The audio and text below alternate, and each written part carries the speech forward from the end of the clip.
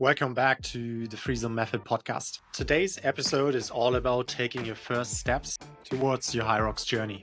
Joining me today is none other than Coach Mark, who has guided a lot of TFM athletes from the couch to the Hyrox finish line. Today we are going to discuss common beginner challenges, the first steps in your Hyrox training, how to build running, strength, and Hyrox specific work into your training program, and how to build long-term habits. So there's a lot of good information in this episode, not just for beginners, I think for everyone out there training for Hyrox. And that, let's get started.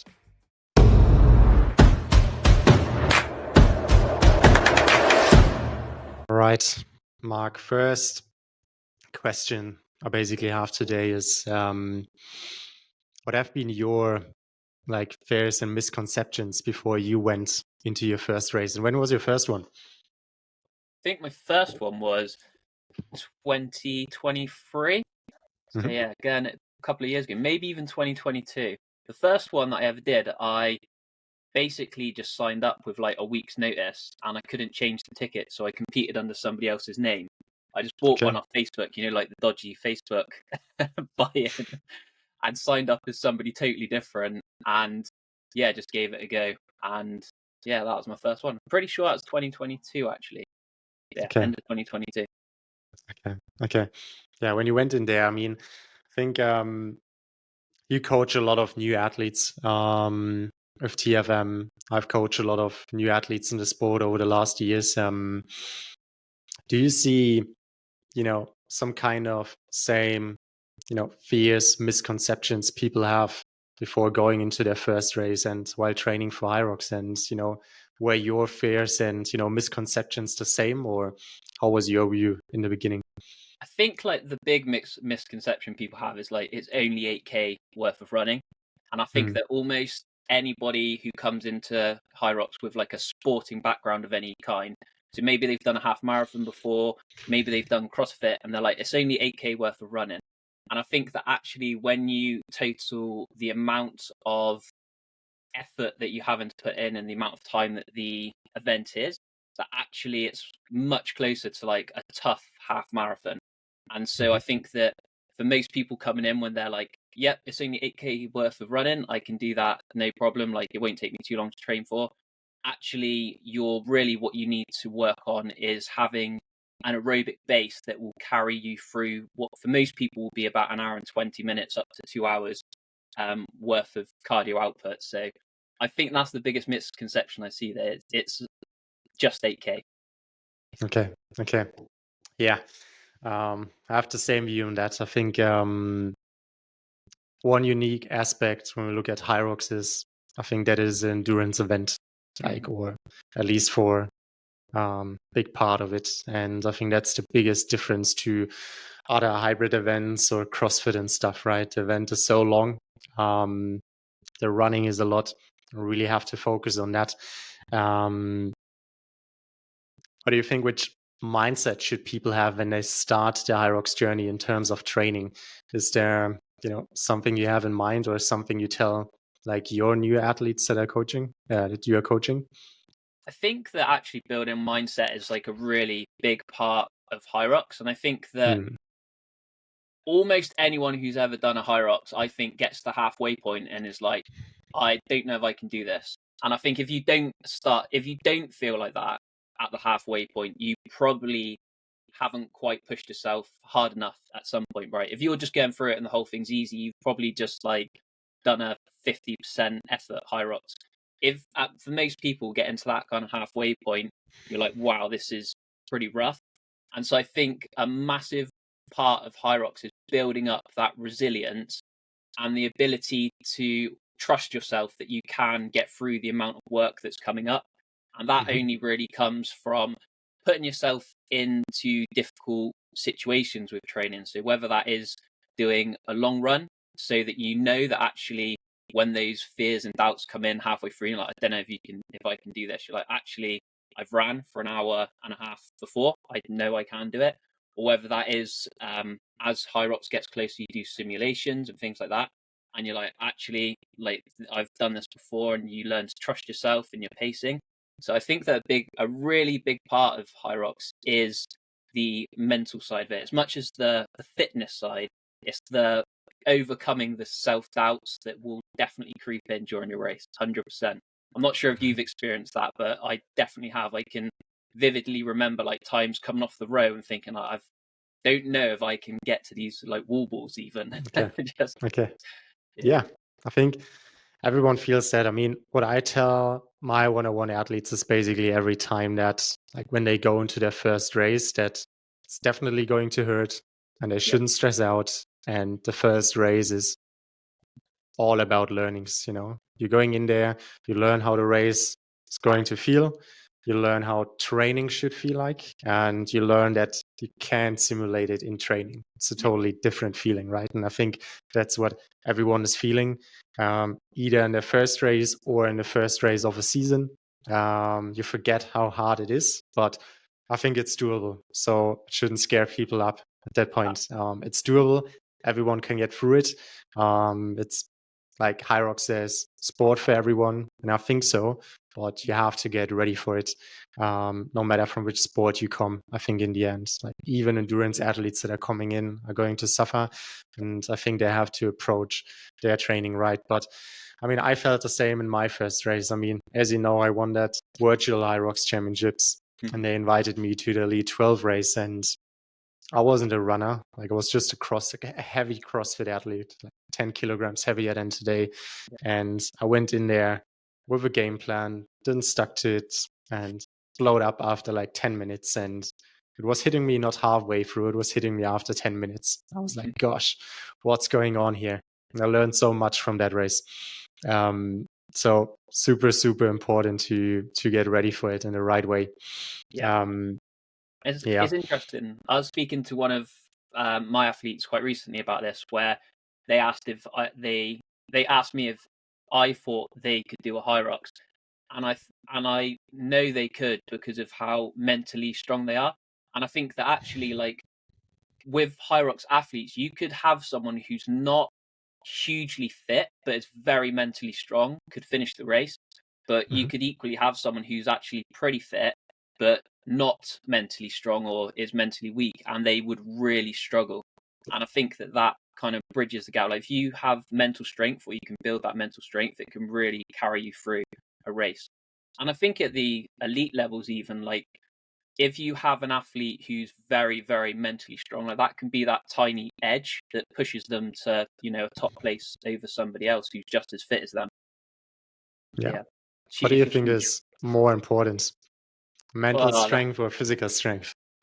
I would definitely say this is really tough because I am a lot fitter than some people I've competed with in many different sports. And sometimes I get beaten by people who I know I'm fitter than because they are willing to die to win. And Yeah. sometimes on days I'm not. And so, in that respect, I think that if you've got someone who's pretty evenly matched in fitness, the mental strength is massive. And I think even if you're not quite as fit as somebody, the mental strength can, especially in competition, take you over that person's fitness. So it's a tough one. I would always say don't rely so much on mental strength that you're like, oh, I don't need to train, because that's a No. really bad strategy. But actually, if you can work on your mental strength, that can be the difference between kind of a big difference in what your actual overall result is. So I think that the the physical stuff is definitely the most important, like the foundations of that, and being a strong runner, being strong generally, having good stations, good movement quality, and that is all really important. But the mental strength allows you to really showcase that. Yeah. So yeah, Yeah. True. Agree. Agree. I think super important. I think when we have mentally really strong athlete, we see those magic moments of someone coming into the wall vaults position 8 and finishing position 3, getting a spot for the elite 15 or something, or in other sports, closing a gap of like a minute in triathlon in the last 10 minutes of a race. yeah, I think there it's not that much up to fitness, yeah, but I mean, fitness is important. Anyway, I think so. cool. I think you definitely see, like, with the elite field, you see that if somebody is mentally having a good day, and you can see it, like, a good example is Alexander Ronkovic in that Vienna race, where he literally just smiled the whole way round and just blasted everybody. And that was just because mentally that day he was so strong, and he just kind of believed he was going to win, right? And it's not like that every event, but if you have that event where you're just feeling mentally indestructible, Mhm. then you can put yourself on another level, no matter what your fitness is relative to the field. It puts you, whatever your level is, you can take it up another notch.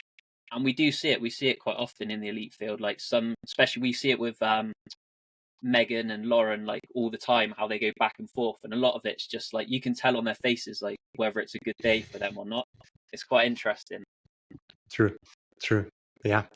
But going back to training, especially for beginners or people that are new to Hyrox, what do you think should athletes focus on during their first weeks of training? Whether it is, the structure of training, importance of consistency, intensity, all those kind of things. Just I would say in general before we nail that maybe down a bit.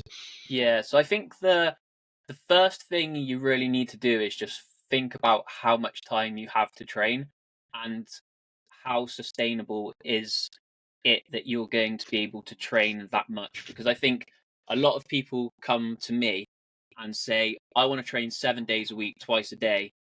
And you're like, okay, like what's your level now? And they're like, I just want to become elite, like get me to that level, and that's how much I need to train. And then after 2 weeks, they're like just broken and done, and they can't train anymore. And I think you very early on, what helps a lot is if you can say, like, I can train 4 days a week and I can train for an hour each time, and then work out what you can do those 4 days in an hour to maximize your training. And I think once you've done that, you can then start to think about what your weaknesses are. So maybe that's running. So you'll end up programming a couple of running sessions. Then you can start to program your strength. And then you can look at adding in some Hyrox specific movements in there as well. But I think the biggest mistake people make when they start is overcommitting or undercommitting. And I think that undercommitting would just be like turning up once a week and then not doing enough training. But the overcommitting is just as bad. Like if you come in and you try and do 7 days a week, you'll just burn yourself out and you'll end up hating Hyrox before you even build the habits to get into it. So definitely I'd say take a look at what you can fit into your training, first of all. If that's 4 days, an hour each day, then start to program for that amount of work. And if you end up enjoying it so much that you think you can handle more, that's when I would say let's build in more training around that. Yeah. More is not always more, right? I That's think it.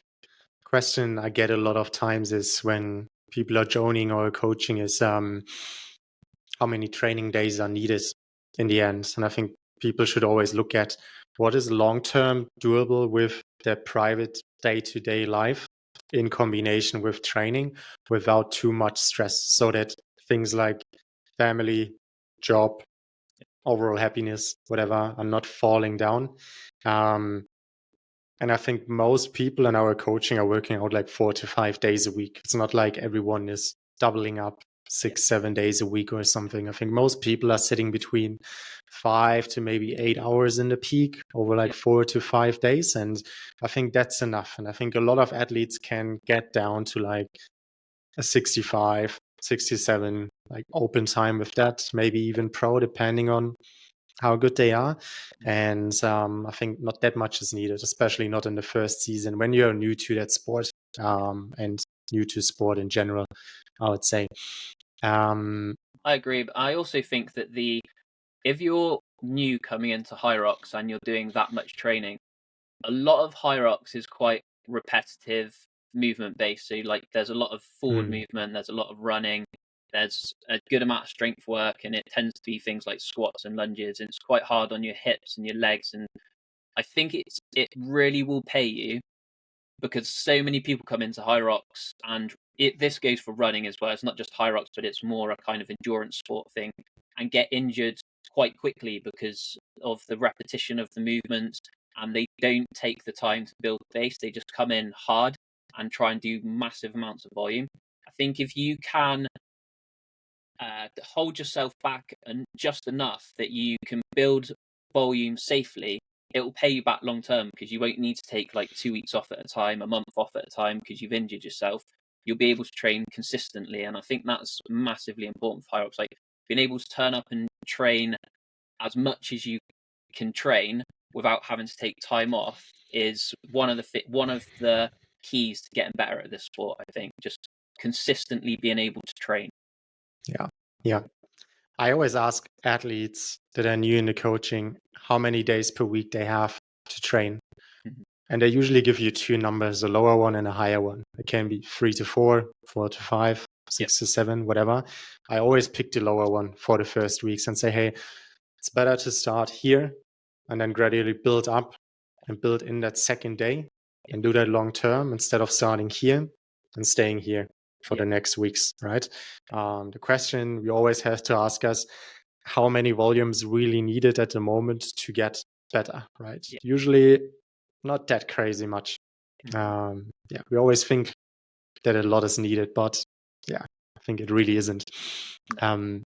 Would you recommend beginners, to start with running, strength training, everything mixed, at the same time, or how would you attack that? So I definitely think that when you first get into Hyrox, the most important thing for you to do is to start running. Especially if you've never ran before, right? If you need to get up to a point where you're comfortable running for an hour and a half, and that doesn't need to be fast. That just needs to be an hour and a half worth of running on your feet, and it might be that takes you that might be the thing that takes you the longest to get to. But I think that if you can run for an hour and a half, that you will be able to, as long as you're working on your stations alongside that and things, which I'll go over in a second. But that's kind of where you need to be to finish a Hyrox. I think that if you doubt your ability to run an hour and a half, you might struggle, just because, especially as a beginner, most people are going to take somewhere between an hour and 20 up to 2 hours to finish the event. So if you really are serious about finishing a Hyrox, I'd say start on your running. And that doesn't mean that that's all you do. So I would also start working on your strength work. And I think like strength work's often overlooked in Hyrox, and that's because there's not that much that's that heavy. Like sleds are fairly heavy to push, but if you look at the lunges, especially if you're coming from a CrossFit background, like the 20 kilos or 30 kilo lunges for a guy seem really light. But actually, when you're really tired, 20 or 30 kilos can start to feel heavy. But if you've got a ability to do 100, like yourself, I saw you doing 100 kilo lunges the other day. If you can do 100 kilos worth of lunges, then when you do have to do 20 or 30, even when you're tired, it's still not that big a deal.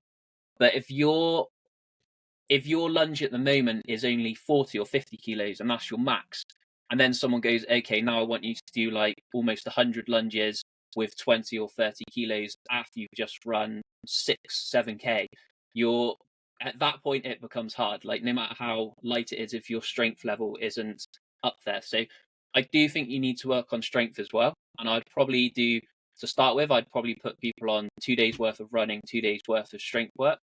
And I would finish up the strength work with a mixture of kind of EMONs and ANRAPs, which is every minute on the minute style workouts, or as many reps as you can do style workouts of the functional movements. And that would just be at fairly low intensity. And that would be to build people's ability to do the Hyrox stations, which is still pretty important for a Hyrox event, right? So just chucking stuff in there, like, so for example, you might do every minute for 10 minutes, you'll do 10 wall balls or something like that, just to build up people's ability to actually do wall balls and practice the skill of doing a wall ball. Mm-hmm. Do you think Hyrox station training is overrated or underrated, especially when it comes to beginners?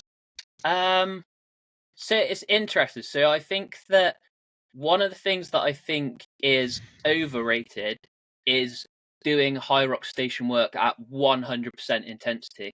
I think that's massively overrated. And I think that I don't really know where that comes from so much, because even in CrossFit, we don't necessarily just send people out like 100% intensity in like their first classes.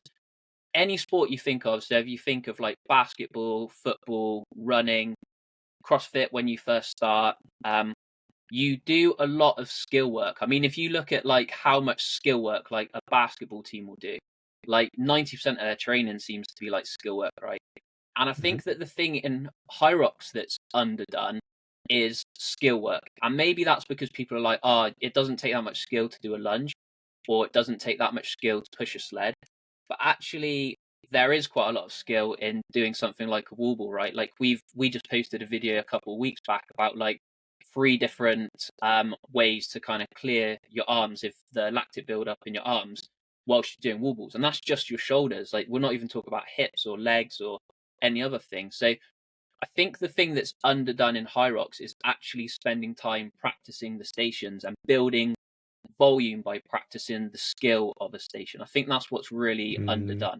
I think Yeah. over intensity, and what that builds is really poor, bad movement habits. And I think that's a real risk with Hyrox, right? Like if you train under fatigue all the time and your lunges look like crap when you're training because you're tired, and then you carry that over to a race, it means that your movement quality during the race, your mind's going to revert back to that method of doing lunges, and they're going to look bad and they're not going to be efficient. So yeah, I do Exactly. think there's an overdoing of the high intensity stuff and an underdoing of the lower intensity skill work stuff. Yeah. Yeah. Love that. I think we should look at Hyrox stations like we look at weightlifting movements. Like you can just do, say, a perfect snatch Yeah. with heavy weight when you can do a perfect snatch with an empty barbell, right? Mm-hmm. Or That's even with a exactly right. PVC pipe.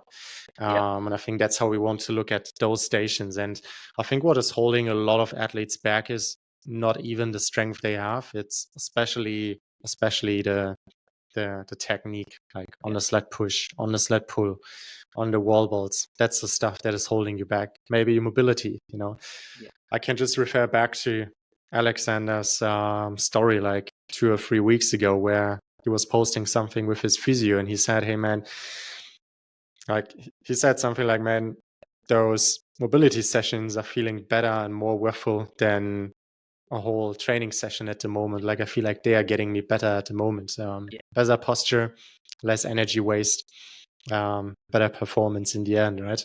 Mm-hmm. So when you look at those stations, I mean, you said, hey, you would do strength workouts. Say someone trains 4 times a week, 2 running sessions, 2 strength days with some station work at the end. Yep. How long should that stuff be when you look at the number of strength movements you do and the number of like Hyrox movements you do? Because I feel like a lot of people see or look at Hyrox and feel, okay, I always have to do those long AMRAPs, 60, Yeah. 70 minutes. But how long should they be in your eyes? So I think like running sessions for me especially if we're doing 4 days per week, I would say that you start off, both running sessions would be under an hour, right? So there'd be like a warm up, and then you would probably do somewhere between like 40 minutes worth of either intervals or build up to that worth of slow running just to start with, speaking for beginners. I think that you don't need to go over an hour when you're just starting out running, right? Like we build up eventually for our longer runs to an hour and a half, but when you're just starting, like an hour is plenty. So 2 days a week, maximum of an hour. The gym sessions, the thing that I would say is, because for me, and I know that you as well, we focus on quite a lot of compound movements. So doing the bigger strength exercise like the squat, the push press, bench press, deadlifts, things like that. They can require a little bit more rest time, just to make sure that you're recovering and building strength. So a good way to build strength is to make sure that you're getting somewhere between 3 to 5 minutes worth of rest in between your heavier sets. And so that can make these sessions go on a little bit. But even then, I would say that for most of our group coaching athletes, the strength element of the workout is done in 40 to 60 minutes. And you can definitely get that down to 40 minutes as a beginner. So the more advanced people might take up to 60 because they might throw in a few extra exercises, or they might need a bit more rest in between each set. So they take the 5 minutes rather than the 3. And I'd say to be honest, the EMOMs and the every minute, the AMRAPs, the as many reps as possible style stuff, like 15 to 20 minutes on those as a beginner is plenty of time. Even 10 minutes for some of the stuff. So I gave this example of a wall ball earlier. So every minute, doing 10 wall balls every minute for 10 minutes is 100 wall balls. And because you've done them with only 10 per minute, for a lot of people, that's not too many, then the quality of the movement should be high. Whereas if I said to you, right, just do 100 wall balls now as quickly as you possibly can, that would take like 5 minutes, but the quality would be fairly low for most people with beginners.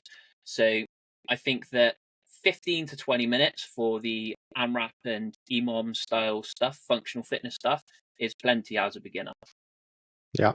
Yeah. I think if you pick like 2 to 3 movements and you get in like, or you stay in that sweet spot of like 25 to maybe 40, 45 repetitions per movement at like, 60 to 80%, depending on how long the set is, you're good to go. I think it doesn't really even matter that much in the end how you structure it. I think it's not a too big difference between a 5x5 to, a 3x10. The weight is going to be a bit different, but it's not going to shift things that much, right? No. And I think what is fairly overlooked is that you can just use those Hyrox movements again, just to build a base and stuff, right?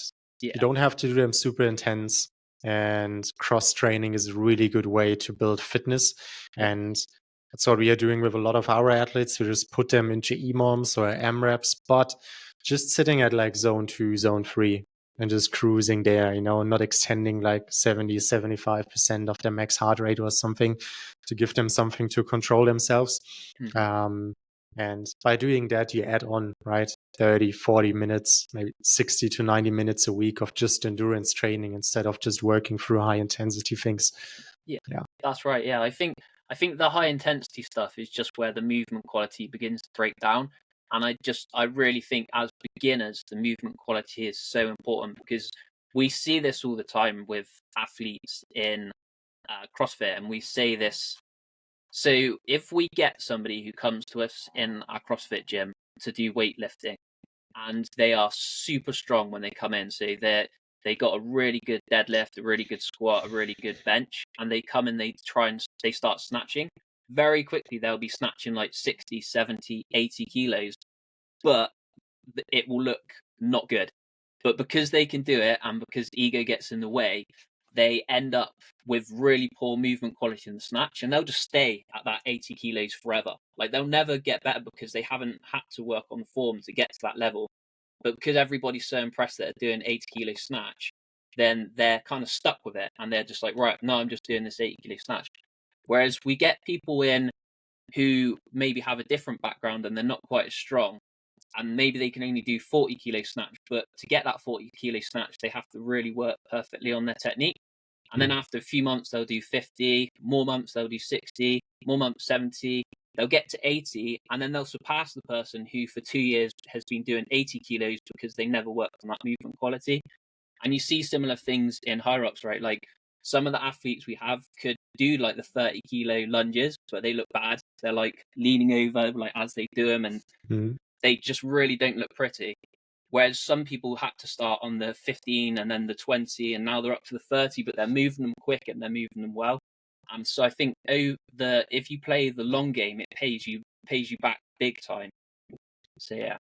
True. Do you think that beginners should touch on all the Hyrox movements every week specifically? Or do you feel like, okay, hey, some of the strength movements could, translate over pretty well and you don't have to touch everything?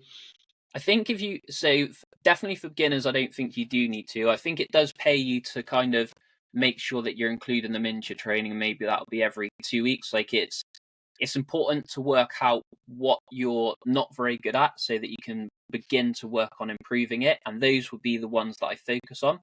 I think that as you do begin to improve, so once you've kind of worked out what's not great and you need to work on it, if it's your wall balls that are really bad, what you might find is that actually, like you were just saying, is that you will, instead of working on wall balls all the time, you'll work on your push press and your squat as well as your wall balls, but you might only actually do wall balls every 2 weeks, but your push press and your squat is what's going to push up your ability to do wall balls.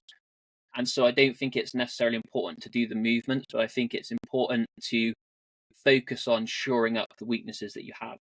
As a race gets closer, that stuff actually, you will reach a point where, so if I'm racing in 8 weeks' time, I'm probably not going to be working on my squat and my overhead press to improve my wall balls, because I should have already done that. At this point now, I'm just working on my wall balls.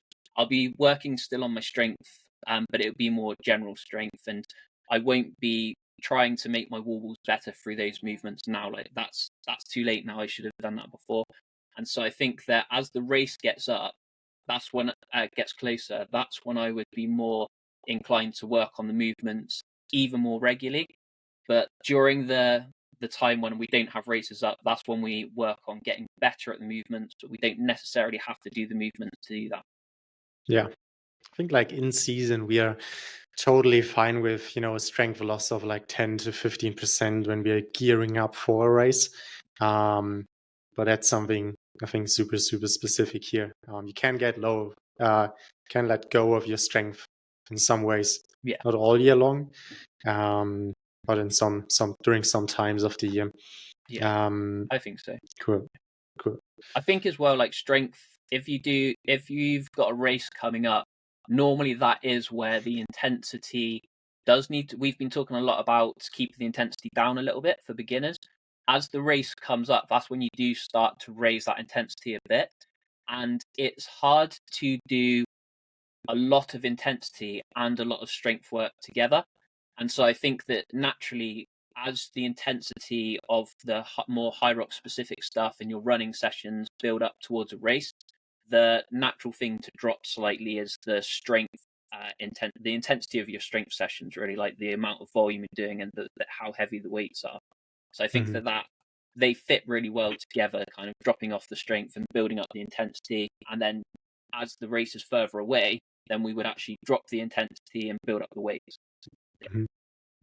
Would you say there are any specific strength movements you would recommend to do to every single beginner? Like, your top 3, 4, where you feel like, okay, hey, probably most athletes, but we're speaking in general, can differ from athlete to athlete. But do you feel like there's some movements where you feel like, okay, hey, they shouldn't be missed in any kind of training program?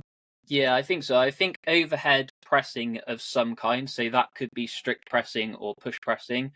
I think I would prefer that over the bench for most people. I actually still really like bench myself, and I still think it does have some carryover to Hyrox. So maybe that's burpees and things like that, and just having a strong upper body. But realistically, if I look at it, I know that the shoulder endurance and shoulder strength is going to be more important and carry over better. So overhead pressing of some kind, maybe push press, maybe strict press, maybe varying those. Deadlift, I think deadlift is just the ultimate strength movement. Like how much you can lift off the floor is very related to how strong you are as a person. It obviously has a lot of crossover as well with the sled pull. But if you've got two people and you've got something really heavy and one person can pick it up off the floor and the other person can't, you would probably say the person who can pick it up is stronger. And so I think that building your deadlift over time will carry over to you being a stronger person as a whole. So I think that overhead pressing, deadlift, and then the other two that I would say carry over really well to Hyrox is the back squat. I think that the back squat is just the pure expression of overall leg strength, and there's not too much more that can beat that. But and it carries over really well to wall balls and things like that. But the one thing that I'd say that's really specific to Hyrox that's important to work on is your single leg strength as well. So I would say heavy lunges are the easiest one and the safest one to do. There's also things like box step ups you can do, Bulgarian split squats, all kinds of things like that. But the single leg lunge, for most people, that's a step back lunge, carries over really well to the sled push of course, lunges, sled pull, even wall balls, and everything really. A lot of Hyrox is either like your overall leg strength or your single leg strength. And so I think working on both of those two aspects carries over really well. Yeah. So, Yeah. Did I miss? Is there Totally any that agree. you chuck in there? No, I think especially with strength work, I feel like like athletes shouldn't overcomplicate what they're doing. I think it doesn't really matter if you do trap bar deadlift, or block deadlift or something. It doesn't really matter if you do a dumbbell row, a barbell row, or maybe a pull up. I think as long as you do something and you get stronger over time and you see a trend upwards, things are cool. And I think at some point when the strength numbers are high enough, there are things we should have an eye on, like explosiveness, how fast we are moving while moving those weights. But I would say good benchmarks are, in my eyes, like 0.6 to 8 times like your body weight in a strict press. Say someone is weighing 80 kg, 60 kilogram strict press would be top end, where I would say, okay, that's probably strong enough for a Hyrox race. I think you want to be able to bench press your body weight one time. I think you want to be able to like squat your body weight 1.2 to 1.3 times. You might won't be able to deadlift your body weight 1.5 to 1.6 times. And then other things are coming in. But I think you can get a lot of benefits from just getting those numbers sorted out and then put in everything else, like jumps and things like that. For sure, the explosiveness and everything we're seeing on social media is important and can favor you for the race and do something good for you. But I think the basics are totally overlooked at the moment, and people are missing out on that. Besides that, yeah, a big fan of single leg work. I mean, I work a lot on that. I think it's no coincidence that the lunges are sitting at 100 kg or something. I think there's a big benefit of being that strong. But yeah, you have to find a sweet spot with like strength movement, like we talked about in the pre-podcast talk. There's a sweet spot for everyone. Everyone is reacting different to volume of strength work and intensity. And I think you have to find that sweet spot for yourself in the end. But wouldn't add anything else. I think when we look at, just the volume you're doing or how often you touch those movement patterns, I would say, okay, hey, depending on how many sessions you have per week, I usually try with athletes to get all the movements done twice in a 9-day window. So I try just to get them, like, to let them deadlift 2 times in 9 days, squat 2 times in 9 days, press something 2 times in 9 days, pull something 2 times in 9 days. And it doesn't have to be always the same movement, but we can do single leg deadlift and a normal deadlift. We can do a single leg, like a Bulgarian split squat, and a normal squat. We can just work with those variations. And I think that's what we are doing in the group coaching as well. Yeah, we rotate them a lot. Yeah, I think that if anybody doubts like how important strength is, it's quite. So we get 2 types of people who can't do wall balls, who come to our gym quite regularly, and some of those people will be really strong people, but have terrible movement quality, and so they can't squat, and that inability to squat means they're doing a no rep, but also they don't have that ability to like bounce out the hole. But we also get people who have really, really good movement quality. So they've got like no movement quality. Like I can think of someone from our gym who has a background in dance, for example. So they have absolutely no problem getting into any like squat position. But then they don't have strength. Like they admittedly just do not have any strength. And so for them, doing a 6-kilo wall ball is almost impossible. And a big part of that's just the fact that they need to build up the strength. And that's where the importance of having like a good back squat and a good push press comes in. Because if you actually had that movement quality, but you had a really good squat and a good push press, then that would carry over perfectly to your wall balls. So for her, me just going, just do more 6-kilo wall balls isn't really going to do too much because she can't do 1 or 2 very easily. So actually she needs to go away and work on her back squat and her push press and those type movements to improve that ability to do the wall ball, right? So it's it's interesting how you get those two very different types of people, and they have very different problems, but actually it's neither of them can do a wall ball. It's That's true. That's two true. different, totally different ways to work on it. Cool. Yeah. I think you spoke a lot about strength training. And it comes down to running. Hmm. What do you feel like is a good sweet spot there in terms of running kilometers? How much is really needed in your eyes to get an event done while feeling good, having fun, but not overdoing it every week? Yeah, so like this is a really hard question to answer, because the more running you can do, the better your Hyrox result will be. But at the same time, you don't want to run so much that you start to hate Hyrox, and that's the big problem that people have. And I think for most people, I would say start somewhere at like even as low as 10 kilometers when you're first starting, build up to 20. And if you can get to 30 to 40 kilometers just before your race, actually, that is a really high amount of running. But I would say that's for beginners, definitely for your first Hyrox, unless you have a running background, that's like top end. I know that when me and you started working together, and I was like, I really want to do well at this, and I had a really strong background in CrossFit, we built up to 70 kilometers, and I felt really good on that. But I think that when I have tried in the past to get my non-running friends to do 70 kilometers a week, very quickly they come back to me and go, they're not so much hurt, they're just bored. Like, Yep. you need a big part of running is building up not only the fitness and the ability and the ability not to get injured, it's the callousing of your mind to running and trusting the process.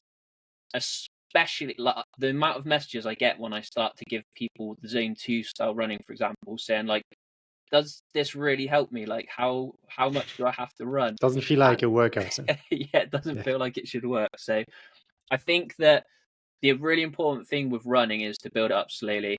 And I think start off conservatively at even just 10. If you're not running at all now, if you can run 10 kilometers over a week, so that might be 2 sessions of 5 kilometers to start with, and that might be really slow, then that's good. And then the next week we might build that up to 12, and then the next week 14, and eventually we might have 10 kilometer sessions, and we'll be at 20. But it takes time, and I think that's where a lot of people get frustrated with Hyrox training, is that there is a lot of time does have to go in running, and a lot of people who come into Hyrox might be from a CrossFit background and hate running, and so it takes a bit of time to get them used to it. So I'd definitely say start at 20 kilometers. Start at 10 kilometers, build up to 20, and that's a good place to kind of start to think about how much we can then add to your running. And if you're like, right, I want to be competitive at this within a year, we'll then get up to 40 pretty quick. If you're like, actually, I just want to finish a Hyrox, then somewhere between 20 and 30 is probably fine. Yeah. But I what think we about you? have. Where do you start people off at? Yeah, I mean, pretty similar to that. I think when someone is like new to Hyrox, probably we start off with like 10 to 15K a week. Don't even look at kilometers. We just look at minutes and start with like 2, maybe 40-minute runs a week and just build from there. And yeah, I think like we have seen, some athletes from our team podiuming at World Championships in their age group with like 35 to 40 kilometers a week. Yeah. And I think most of our athletes are sitting between 35 to 45 after, a few months working with us. Yep. It's for sure not enough for the elite level, but I think we are not speaking about that today. So don't rush the process there. Yeah, I think it's all about consistency. I would say 20 weeks of running 25 kilometer each week are bringing you further than 4 weeks of 40 and then getting injured. Yeah. I found that out big time in shortly after, trying to think which race it was, but basically I got really badly injured, and that was just ramping up my running like too quickly, and I had to take 6 months off running. And so and this is common for so many people who get into Hyrox, right? They're like, how do I get better at Hyrox? And people say running, and they're like, okay, I'm going to go and run 100 kilometers every week. And that's with like no running base. Once you have running base, you can build up your mileage relatively quickly, like 10%. Once you're at kind of 50 kilometers, so if you're building up your mileage by like 10% a week, even from 50, you can build up to 55 quite quickly and then up to 60 quite quickly. But when you're starting out, if you come in and you read like an elite running plan and you start trying to run 60 or 70 kilometers like week one of your training, you're just going to get injured and end up having to take like 2 months off, 3 months off, 4 months off. And that consistency that we spoke about earlier is just gone. And so you would have been much better off, like you said, doing 20 kilometers a week for that 6 months that you were injured, than coming in doing 40 kilometers and losing all the progress you made. Yeah. So yeah. Yeah. Being injured from running as well is, as you will say, is it's one of the worst things that can happen to you, because if you can't run, there's very little you can do otherwise. If something's stopping you running, it's normally enough to stop you doing wall balls or pushing sleds or doing squats. Like, it tends to be like your hips or your knees or your hamstrings. So if you do find yourself getting injured from running, it tends to be something that carries over into other areas of Hyrox that just makes it generally really hard to train. So definitely do everything you can not to get injured from running. Especially when you're new, right? It's like, don't look at the perfect training week. Look at the perfect training block at your whole lead up to the event. Like, if you really feel like the shins are hurting or something is hurting, it's better to take a rest day or two and then go back to training and keep building, right? I think we all think, and we spoke about that already in that 7-day window, and we want to get everything done there. But I think we always act like machines, but we aren't. And sometimes it can be helpful to extend, right, the cycles a bit longer, 8, 9, 10 days, whatever. Yeah. But yeah, good stuff.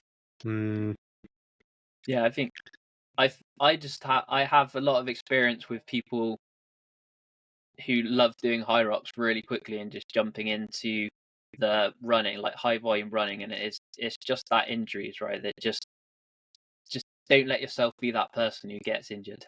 That's what I say. True.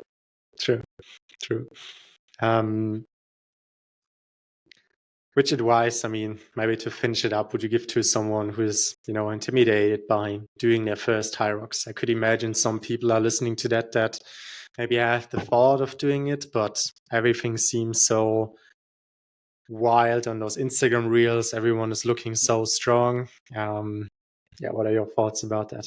So what I like to think about Hyrox, so don't think of Hyrox like a CrossFit competition necessarily. Like, a lot of CrossFit competitions you go to, everyone's kind of got their top off and looks like super fit, and they're, what they're doing looks super high skill, like they're doing snatches and they're doing cleans and they're doing handstand walking and all this crazy stuff. Think of it a lot more like a half marathon or even a park run. Like, when you turn up, there's so many different types of people. There's like old people, there's young people, there's super fit people who are going to finish a park run in like 17 minutes. Then there's the people who are literally going to walk around, and there's people who are going to walk their dogs while they do it, or there's people who are going to push pushchair while they're doing it, right? And I think Hyrox is very much more like that than it is CrossFit. So obviously, like, just like anything, like at the elite levels of 5K running or half marathons, then you do have those elite people who just finish in crazy times. But actually with Hyrox, because the skill level is relatively low, you still need to do some training to get the skills done, but it's achievable for pretty much everybody. And because of that, pretty much every type of person will be at a Hyrox event. You'll find people who are walking round, you'll find people who are running round, you'll find 16 to 18-year-olds, and then you'll find the odd 70-plus-year-old doing it as well. And I think that's, if you ever feel intimidated about doing a Hyrox, then it's important to remember that the event was designed to be able to be completed by everybody. as long as you're willing to put in a little bit of training to make sure that you can do the skills and build that aerobic base, you will be able to do it. Like I haven't met anybody yet who would not be able to finish Hyrox with a bit of training. Yeah, true. Yeah.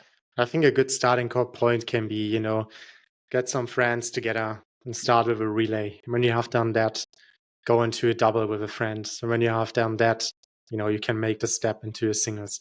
I think everyone can get done a single race after like 10, 12 weeks of training.